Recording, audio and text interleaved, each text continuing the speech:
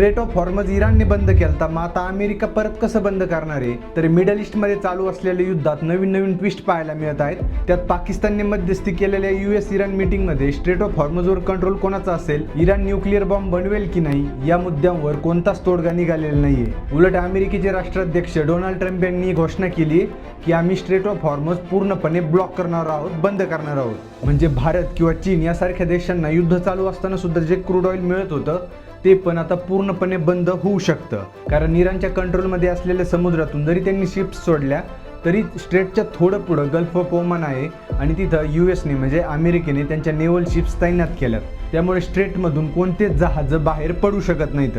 सरळ शब्दात सांगायचं झालं तर समजा आपलीकडली एक गल्ली आहे आणि गल्लीतलं पहिलं घर हे इराणचं आहे व रोडवरून जाणाऱ्या गाड्या म्हणजे जहाजं. आता इराणने परमिशन दिलेले जे स्पेशल देश आहेत जसं की भारत आहे, चीन आहे आणि पाकिस्तान आहे, त्यांची जहाजं किंवा गाड्या त्या रोडवरून जाऊ शकतात.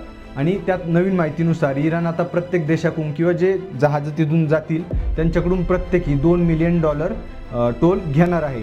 पण आता त्याच गल्लीतलं शेवटचं घर हे US म्हणजे अमेरिकेने घेतलं आहे आणि इराणने जरी परमिशन दिलेली असली किंवा इराणला जरी टोल दिलेला असला तरी त्या गाड्या म्हणजे ते जहाजं शेवटच्या घरापासून पुढे जावीच लागतील. पण अमेरिका म्हणजे त्या शेवटच्या घराने तिथं ब्लॉकेड लावलं आहे. त्यामुळे इराणने परमिशन जरी दिलेली असली तरी अमेरिका ते जहाजं पुढे जाऊ देणार नाही. आता अमेरिकेच्या या भूमिकेमुळे इराण अजूनच चिडलं आहे आणि त्यात आपल्यासारख्या देशांचे सुद्धा जास्त हाल होऊ शकतात.